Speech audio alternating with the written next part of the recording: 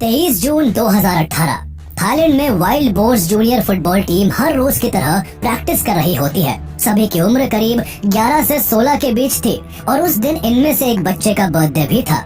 इसी खास मौके पर उन्होंने प्रैक्टिस सेशन के बाद एडवेंचर करने के लिए थाम लुआंग केव जाने का प्लान बनाया। वो इस प्लान में अपने असिस्टेंट कोच एकापोल चातावोंग को भी शामिल कर लेते हैं, जो खुद भी महज 25 साल का था। असिस्टेंट कोच और 12 बच्चे अपनी अपनी साइकिल से थाम लुआंग केव के एंट्रेंस पर पहुंचते हैं और साइकिल, बैग, जूते और कुछ सामान को बाहर छोड़कर केव के अंदर घुस जाते हैं। ये केव थाईलैंड और म्यांमार के बीच की सीमा पर बादलों से घिरे दोई नांग नॉन पहाड़ों के नीचे मौजूद है। ये गुफा करीब 10 किलोमीटर लंबी है, जिसमें बेहद तंग रास्ते, पेचीदा सुरंगे और गहरी घुमावदार खाइयां हैं। यूँ तो ये बच्चे पहले भी इस केव में आकर एडवेंचर कर चुके थे, लेकिन ये दिन उनकी जिंदगी में कोई एडवेंचर नहीं बल्कि एक ऐसा भूचाल लाने वाला था जो उन्हें मौत की दहलीज पर लाकर खड़ा कर देता है। केव के अंदर घुसने के कुछ देर बाद ही मौसम करवट बदलता है और बहुत तेज बारिश होने लगती है। बच्चे गुफा के अंदर थे, इसलिए उन्हें बारिश के बारे में कुछ भी मालूम नहीं चलता। वो अपनी मस्ती में खोए हुए थे कि अचानक बारिश का पानी तेजी से केव के अंदर घुसने लगता है। पानी को अंदर आता देख बच्चों को बारिश का पता चला, लेकिन तब तक बहुत देर हो चुकी थी। पानी केव के अंदर इतनी तेजी से बढ़ रहा था कि उनके पास पानी के बहाव में उल्टा जाकर वापस लौटने का कोई चांस नहीं था। बच्चे पानी से बचने के लिए गुफा के अंदर और भी गहराई में बढ़ने लगे। जाने अनजाने में वो केव के एंट्रेंस से 4 किलोमीटर अंदर आ चुके थे। केव के अंदर के गहरे अंधेरे, पेचीदा रास्तों, ऊंची नीची ढलानों और केवल नाम मात्र की हवा ने उसे वैसे ही खौफनाक बना रखा था। ऊपर से बारिश का पानी बाढ़ बनकर केव को अपनी जद में ले लेता है। बच्चों का एडवेंचर उन पर मौत का काल बनकर टूटता है। जहाँ एक तरफ बच्चे केव में जिंदगी और मौत के बीच झूल रहे थे, तो वहीं दूसरी ओर उनके पेरेंट्स उनके वक्त पर वापस न लौटने को लेकर परेशान हो रहे थे। केव आने का प्लान सीक्रेट रखा गया था, इसलिए पेरेंट्स को उनके यहाँ होने का कोई अंदाजा नहीं था। शाम का अंधेरा बढ़ने लगा तो पेरेंट्स ने घबराकर हेड कोच नोपारत काथावोंग को फोन किया, लेकिन उसे भी बच्चों का कुछ पता नहीं था। कोच ने असिस्टेंट कोच एकापोल समेत सभी बच्चों को कॉल किया, पर सभी का फोन आउट ऑफ रीच आ रहा था। हेड कोच भी कुछ समझ नहीं पा रहा था कि तभी किस्मत से उसका कॉल एक 13 साल के बच्चे सोंगपोन काथावोंग को लग जाता है। यह बच्चा भी उस जूनियर फुटबॉल टीम का हिस्सा था, लेकिन वो अपने टीम वालों के साथ केव जाने के बजाय प्रैक्टिस सेशन के बाद सीधे घर लौट आया था। उसने उन सभी के केव जाने का प्लान हेड कोच को बता दिया। इस खबर के पता चलते ही बच्चों के माँ बाप की घबराहट का कोई ठिकाना नहीं रहा। यह मॉनसून का समय था और ऐसे में केव में जाना बेहद खतरनाक था। खतरे की वजह से ही अथॉरिटीज की तरफ से मॉनसून के 3 से 4 महीने केव में न जाने की सख्त हिदायत होती थी। अपने आप को किसी तरह संभाल कर पेरेंट्स हेड कोच के साथ तेजी से थाम लुआंग केव की तरफ बढ़ते हैं। जब सभी केव के एंट्रेंस पर पहुंचे तो उन्हें बाहर बच्चों की साइकिल, उनके जूते, उनके बैग और उनका कुछ सामान दिखाई देता है, लेकिन दूर दूर तक बच्चों का कोई नामो निशान नहीं था। उन्होंने इस उम्मीद से आवाज लगाकर देखा कि शायद सभी बाहर ही कहीं बारिश से छिपकर बैठे हुए हो, लेकिन फिजा में केवल तेज बारिश का शोर और माँ बाप की लड़खड़ाती पुकार ही गूंज रही थी। उन्होंने जब केव की तरफ देखा तो उनके पैरों के नीचे से जमीन खिसक गई। पूरी केव पानी की चपेट में थी और बारिश अभी भी रुकने का नाम नहीं ले रही थी। उन्हें समझते देर न लगी कि उनके बच्चे केव के अंदर मौत के मुंह में फंसे हुए हैं। इसके बाद शुरू होता है उन 13 बच्चों को ढूंढ निकालने का एक ऐसा इनक्रेडिबल रेस्क्यू मिशन, जिसका हिस्सा दुनिया के 17 देश बन जाते हैं। दुनिया भर के 100 से ज्यादा एक्सपर्ट केव डाइवर्स, 2000 सोल्जर्स और लगभग 10,000 वॉलंटियर्स इस मिशन में अपनी जी जान झोंक देते हैं। ये इंसिडेंट कई हफ्तों के लिए न केवल वर्ल्ड मीडिया की टॉप हेडलाइंस बन जाता है, बल्कि दुनिया भर के लोगों की सांसों को भी थाम कर रख देता है। The soccer team trapped in the flooding cave. There is danger in every drop. Where these boys were trapped is really a very, very remote place. And family gather at the mouth of the cave, now blocked by raging floodwaters. Supplying the boys is a long and exhausting job. involving dozens of Thai and foreign divers. Billionaire entrepreneur Elon Musk has a method to save the Thai youth soccer team trapped in a cave. इस पूरे मामले के बारे में parents द्वारा सबसे पहले पाक ऑफिशियल्स और पुलिस को पता चलता है। उनके द्वारा फौरन सर्च मिशन शुरू किया जाता है, लेकिन लोकल अथॉरिटीज ऐसी वर्स्ट सिचुएशन में बिल्कुल क्लूलेस थी। उन्हें ऐसा कोई पास्ट एक्सपीरियंस नहीं था जो उन्हें इस मुश्किल चुनौती का सामना करने में मदद करता। केव के अंदर नेटवर्क न होने की वजह से पहले ही बच्चों से कोई मोबाइल कांटेक्ट नहीं हो पा रहा था। किसी को बाहर ये भी नहीं पता था कि वो लोग इस फ्लडेड केव के अंदर जिंदा बच भी पाए होंगे या नहीं, और अगर वो जिंदा होंगे भी तो बिना खाने और पानी के अंधेरी और बाढ़ से भरी खतरनाक गुफा में वो आखिर कब तक सरवाइव कर सकेंगे। इन डरावने सवालों के बीच लगातार हो रही बारिश ने सबकी चिंता बढ़ा रखी थी। मुश्किल इस बात की थी कि तब बस बारिश का मौसम शुरू ही हुआ था। ये मॉनसून लगातार 3 महीने तक चलने वाला था, इसलिए बच्चों को जल्द से जल्द ढूंढ निकालने के लिए तुरंत एक्शन लेना जरूरी था। सिचुएशन की गंभीरता को देखते हुए लोकल अथॉरिटीज ने कई रेस्क्यू टीम्स और थाई नेवी सील्स को इस मिशन से जोड़ लिया। हजारों की तादाद में लोकल लोग वॉलंटियर्स बनकर हेल्प करने को आगे आ गए। केव के बाहर रेस्क्यू बेस कैंप बन गया, जहां मौजूद सभी लोग बच्चों को सेफली रेस्क्यू करने के लिए अपनी जी जान लगा देने को तैयार थे। वहीं बच्चों के माँ बाप का रो रो कर बुरा हाल हो रहा था। उनकी आंखें बस अपने बच्चों को फिर से देखने को तरस रही थी। उनकी हालत तब और खराब हो गई जब सर्च के लिए अंदर गई पहली रेस्क्यू टीम कुछ ही देर में बाहर लौट आई। रेस्क्यू टीम को केव में थोड़ा अंदर जाकर एक चेम्बर के पास बच्चों के कुछ फुटप्रिंट्स तो दिखाई दिए थे, लेकिन इसके अलावा बच्चों का कोई नामो निशान वहाँ मौजूद नहीं था।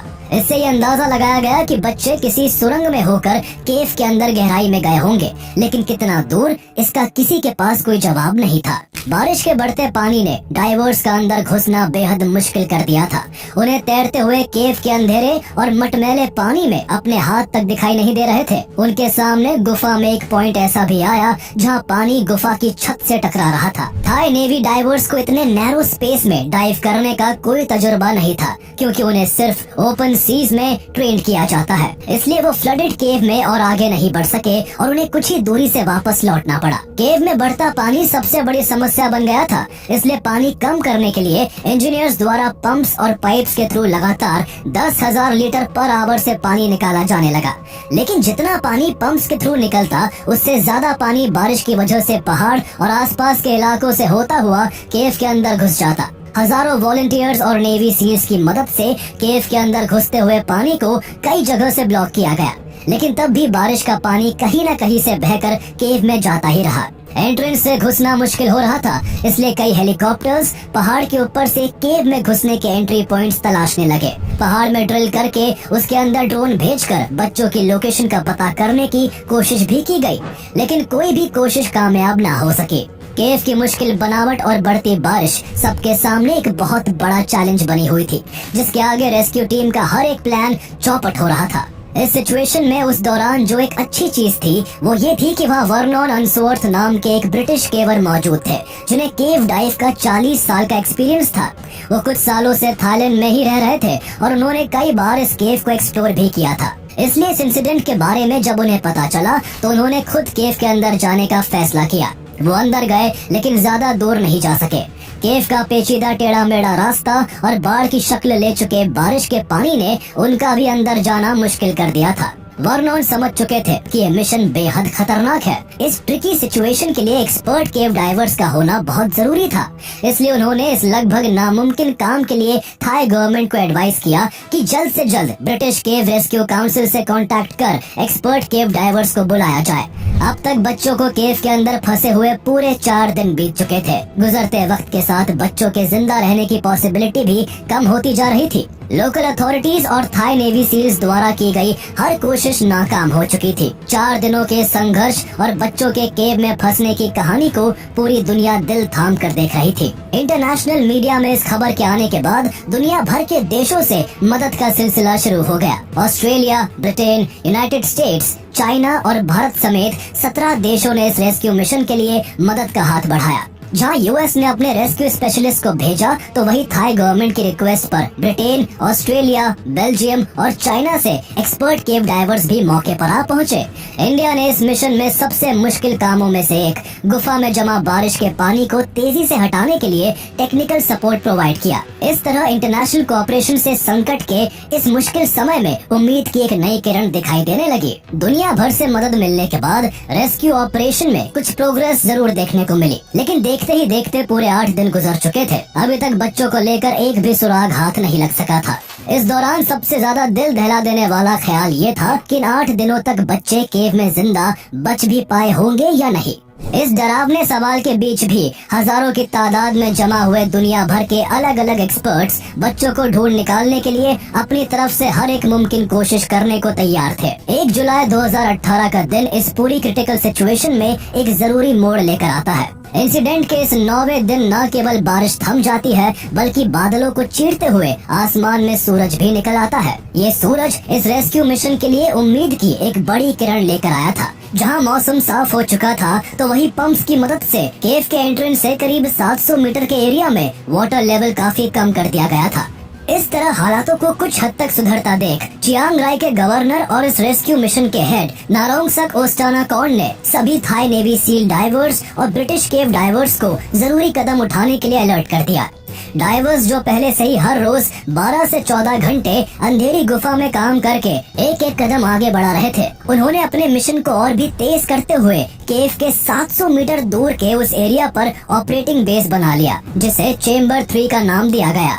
चेम्बर 3 में रहकर ही डाइवर्स को आगे का मिशन चलाना था। डाइवर्स ने चेम्बर 3 के पॉइंट से जीरो विजिबिलिटी वाले पानी को चीरते हुए टेढ़ी मेढ़ी और ऊंची नीची गुफा में डाइव करके बच्चों को ढूंढना शुरू कर दिया। वो गुफा में जितना अंदर जाते, पीछे एक रस्सी छोड़ते जाते, ताकि लौटते समय उन्हें रास्ता ढूंढने में आसानी हो। ये गुफा कई सुरंगों की तरफ भी निकलती थी, इसलिए सभी डाइवर्स को एक दूसरे से कोऑर्डिनेट करके चलना था। साथ ही सही रास्ते का खास ध्यान रखना था। इस पूरी सर्च के दौरान ये अनुमान लगाया गया था कि बच्चे पानी से बचने के लिए किसी हायर ग्राउंड पर हो सकते हैं। ऐसे में उनके होने का जो बेस्ट पॉसिबल पॉइंट था वो पटाया बीच था। लेकिन जॉन वॉलेंथिन और रिक स्टैंटन नाम के 2 ब्रिटिश डाइवर्स जब कई घंटे डाइव करके वहां पहुंचे, तो उन्हें बच्चों का वहां भी कोई नामो निशान नहीं मिला। रेस्क्यूअर टीम पहले ही बच्चों के जिंदा बचने की पॉसिबिलिटी को केवल 10% मानकर चल रही थी। ऐसे में उनके पटाया बीच पर भी न मिलने से डाइवर्स और भी निराश हो गए। बच्चों को ढूंढने के इस सफर में सभी डाइवर्स को अपने ऑक्सीजन सिलेंडर्स का भी ध्यान रखना था। जॉन वॉलेंथिन और रिक स्टैंटन सबसे आगे डाइव कर रहे थे, इसलिए यहाँ तक पहुँचने के बाद उनके ऑक्सीजन टैंक में इतनी मात्रा नहीं बची थी कि वो और आगे बढ़कर फिर वापस भी लौट सके। ऐसे में उन्हें यहीं से पीछे लौट जाना चाहिए था, लेकिन दोनों ब्रिटिश डाइवर्स ने अपनी सूझबूझ से एयर सप्लाई को बहुत ही संयम से इस्तेमाल करते हुए आगे बढ़ने का फैसला किया। पटाया बीच से डाइव करते हुए वो आगे बढ़े और वहाँ से करीब 400 मीटर दूर आ पहुँचे। वहाँ पहुँचकर उन्हें कुछ इंसानी गंध महसूस होने लगी। उन्होंने अपने मास्क उतारकर जैसे ही टॉर्च जलाई, सामने कुछ ऊंचाई पर उन्हें वो दिखाई दिया जिसकी उम्मीद 10 दिनों से पूरी दुनिया कर रही थी। वहाँ वो बच्चे मौजूद थे जो 10 दिन तक इस बंद, अंधेरी, फ्लडेड केव में सरवाइव कर गए थे। ये खबर जब केव के बाहर रेस्क्यू टीम तक पहुंची, तो सभी ने राहत की सांस ली। बच्चों के परिवार वालों की खुशी का ठिकाना नहीं रहा। वो पहले दिन से ही केव के बाहर अपने बच्चों की उम्मीद में टकटकी लगाए बैठे हुए थे। आखिरकार उनकी दुआएं काम आ गई थी। मीडिया के थ्रू बच्चों की सलामती की खबर जब दुनिया तक पहुंची, तो पूरी दुनिया में खुशी की एक लहर फैल गई। जहां बच्चों के बचने की खुशी थी, तो वही सबको ये ताज्जुब भी हो रहा था कि 10 दिन तक 13 बच्चे बिना खाना और पानी के बंद, अंधेरी और बाढ़ से भरी केव में आखिर कैसे सुरक्षित रह पाए। दरअसल उन बच्चों के इतने दिनों तक सरवाइव करने में सबसे बड़ा योगदान उनके असिस्टेंट कोच एकापोल चांटावोंग का था। एकापोल फुटबॉल असिस्टेंट कोच बनने से पहले करीब 1 दशक तक बुद्धिस्ट मॉन्क रहा था। उसने अपनी नॉलेज का इस्तेमाल करते हुए बच्चों को रोज मेडिटेशन करवाया, ताकि बच्चे मुश्किल सिचुएशन में खुद को संभाल सके। उसने बच्चों को कोई मूवमेंट ना करने और शांत रहने के लिए प्रेरित किया, ताकि वो केव की दरारों से आ रही थोड़ी बहुत हवा का सही से इस्तेमाल कर अपनी एनर्जी बचा सके। उनके पास भूख मिटाने के लिए खाना तो नहीं था, लेकिन केव की छत से टपकता बारिश का बूंद बूंद पानी उनकी प्यास बुझाने का जरिया बना। उन्होंने 10 दिनों तक इसी पानी को पीकर गुजारा किया। इस मुश्किल घड़ी में 25 साल के एकापोल ने लीडरशिप का परिचय देते हुए सभी बच्चों को न केवल सुरक्षित रखा बल्कि उनके वापस लौटने के हौसले को भी बनाए रखा था। बच्चों के मिलने के बाद उनके पास रेस्क्यू टीम ने खाना, पानी, कंबल, ऑक्सीजन और मेडिकल हेल्प समेत हर जरूरी चीज पहुंचाई। उनके जिंदा बचने से पूरी दुनिया खुश थी। जो 10,000 वॉलेंटियर्स, 2,000 के करीब सोल्जर्स और 100 से ज्यादा डाइवर्स केव के अंदर और बाहर दिन रात एक कर रहे थे, उनकी मेहनत को एक उम्मीद मिल गई थी। लेकिन रेस्क्यू टीम के हिसाब से बच्चों का मिलना इस मिशन का सबसे इजीएस्ट पार्ट था।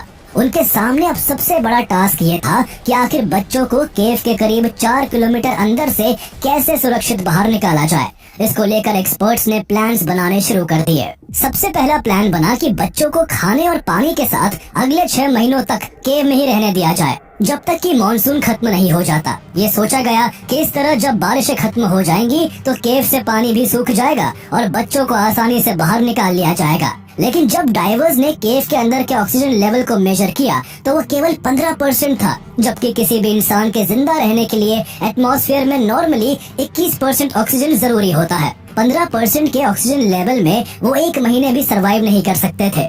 इसके अलावा 6 महीने तक एक बंद गुफा में सुरक्षित बचे रहना बच्चों के लिए प्रैक्टिकली पॉसिबल नहीं था। अगर बाय चांस वो फिजिकली बच भी जाते तो भी उन्हें मेंटली बहुत नुकसान पहुंचता। इसलिए इस प्लान को तुरंत ही कैंसिल कर दिया गया। इसके बाद दूसरा प्लान केव में एक टनल को ड्रिल करने का बनता है, जिस तरह 2010 में चिलियन माइनर्स को रेस्क्यू किया गया था। लेकिन यहाँ की सिचुएशन के हिसाब से ये प्लान बहुत ही कॉम्प्लिकेटेड और डेंजरस था। एक्सपर्ट्स की 10 से 11 दिनों की सर्च में एक भी ऐसा ऑल्टरनेटिव रूट नहीं मिला था जहां ड्रिल करके टनल बनाई जा सके और उसके थ्रू बच्चों को बाहर निकाला जा सके। इसलिए इस प्लान को भी ड्रॉप कर दिया गया।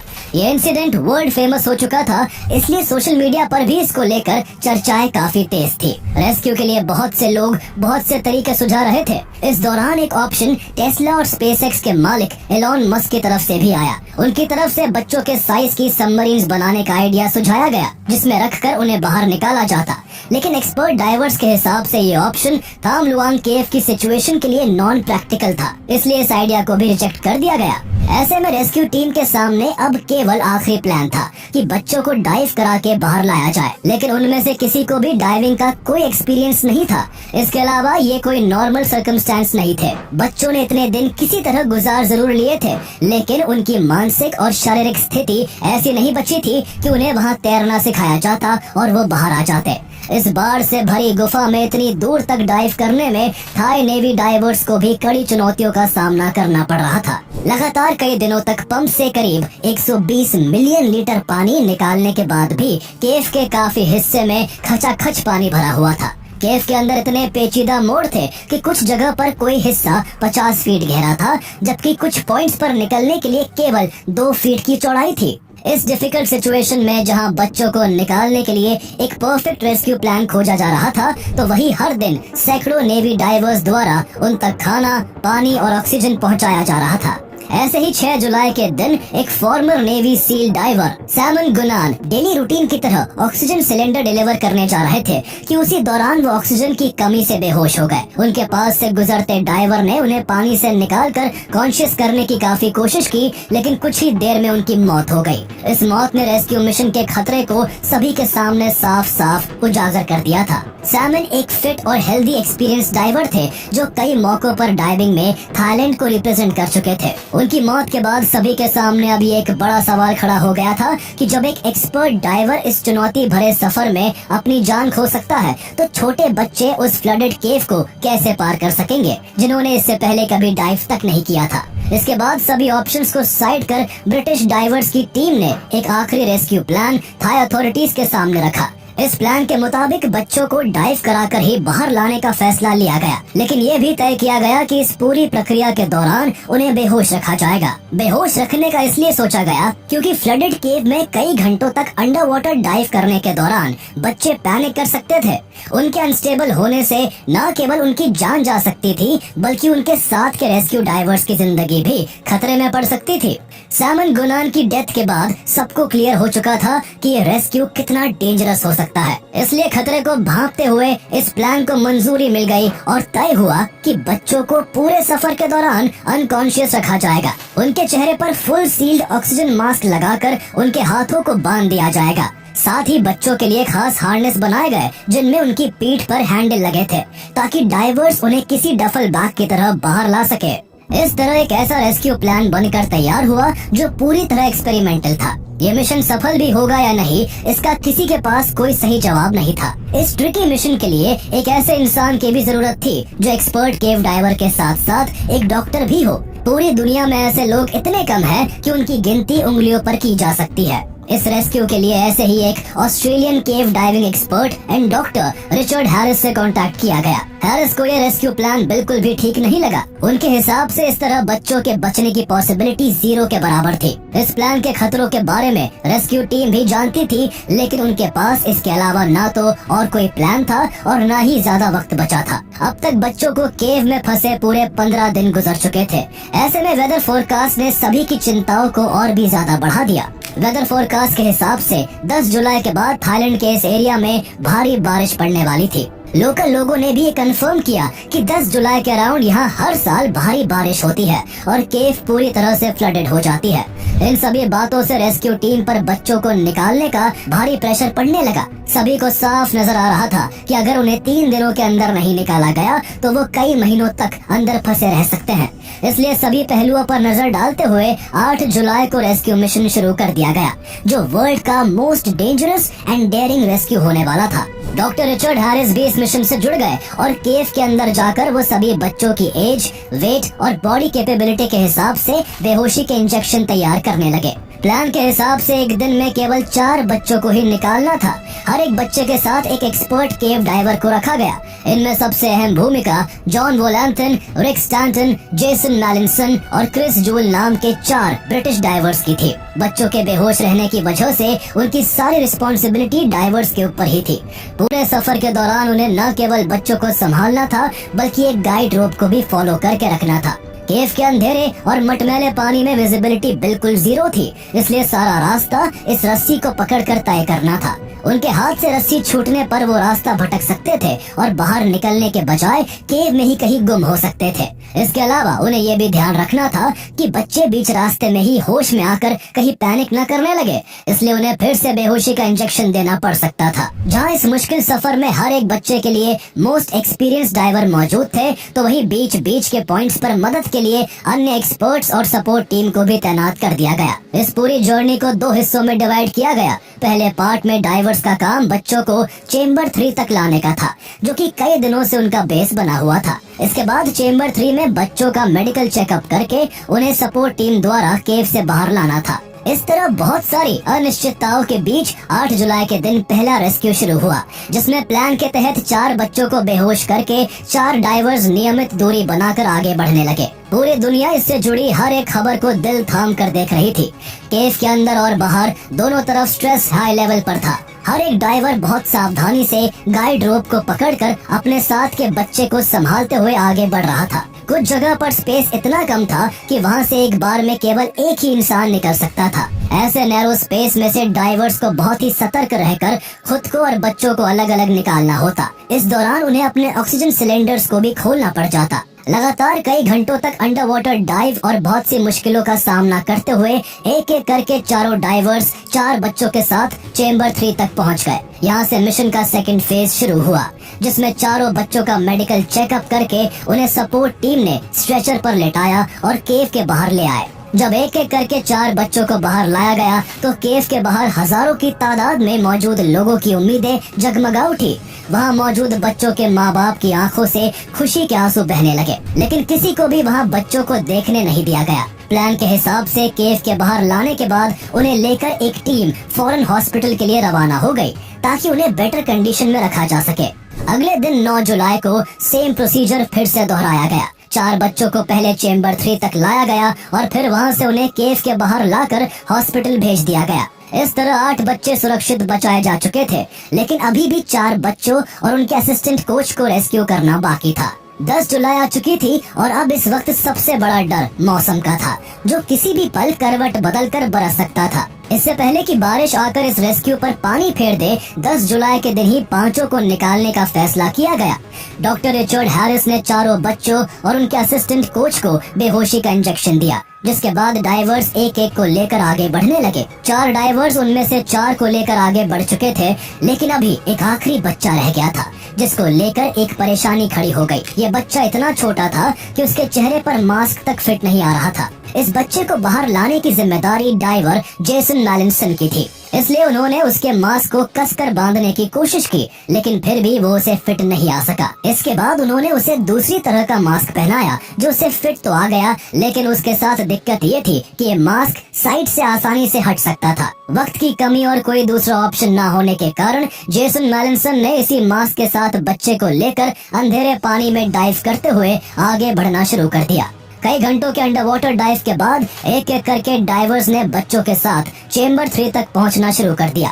क्रिस जूल भी एक बच्चे को लेकर इस क्रम में चेंबर 4 तक पहुंचे, पर वहां से चेंबर 3 तक जाने के लिए उन्होंने जैसे ही 500 फीट का एक गोता लगाया कि तभी उनके हाथ से गाइड रोप छूट गई। दाएं बाएं ऊपर नीचे हर ओर अंधेरा था। उन्हें इतने अंधेरे में रस्सी तो क्या, अपने हाथ तक नहीं दिखाई दे रहे थे। कई मिनट तक हाथों को इधर से उधर मूव करने में एक इलेक्ट्रिकल लाइन उनकी पकड़ में आ गई, जिसे रेस्क्यू के शुरुआती वक्त में डाला गया था। ये लाइन बाहर लाने के बजाय अंदर की ओर लेकर जाती थी। अंधेरे में जूल ने उसे ही गाइड रोप समझा और वो उसी को पकड़कर रॉन्ग डायरेक्शन में बढ़ने लगे। कुछ देर बाद उन्हें कुछ गलत महसूस हुआ, इसलिए वो एक जगह पर रुक गए। वहाँ उन्होंने जब बहुत ध्यान देकर देखा तो उन्हें पता चल गया कि वो आगे जाने की बजाय पीछे जा रहे थे। उन्होंने अपनी दिशा ठीक की और कुछ मशक्कत के बाद गाइड रोप को पकड़कर चेंबर 3 तक आ पहुँचे। वहाँ से चारों बच्चों और उनके असिस्टेंट कोच को केव के बाहर लाया गया और फिर तुरंत हॉस्पिटल भेज दिया गया। इस तरह इंसिडेंट के 18 दिनों बाद सभी को सुरक्षित बाहर निकाल लिया गया। जो रेस्क्यू कभी इम्पॉसिबल लग रहा था, वो आखिरकार पॉसिबल साबित हो चुका था। पूरी दुनिया में इसका जश्न मनाया जा रहा था। सभी को ऐसा लग रहा था जैसे उनका कोई अपना मौत के मुंह से वापस आया है। वही हॉस्पिटल में बच्चों को कुछ दिन रखा गया। अंधेरे में रहने की वजह से उनकी आंखों में थोड़ी परेशानी जरूर थी, लेकिन इसके अलावा उन्हें कोई मेजर प्रॉब्लम नहीं हुई थी। उनकी इस सलामती के पीछे दुनिया भर की करोड़ों दुआएं, हजारों लोगों की दिन रात की मेहनत, सैकड़ों डाइवर्स का अटूट साहस और एक फॉर्मर नेवी डाइवर सैमन गुनान की कुर्बानी थी। बाद में उनका स्माइल करता हुआ एक स्टैचू थाम लुआंग केव के एंट्रेंस पर बनवा दिया गया। ये स्टैचू वहाँ आने वाले लोगों को न सिर्फ उनके बलिदान की याद दिलाता है, बल्कि कोई भी फिर से उन बच्चों की तरह उस गुफा में अपनी जान को जोखिम में ना डाले, इसका भी संदेश देता है।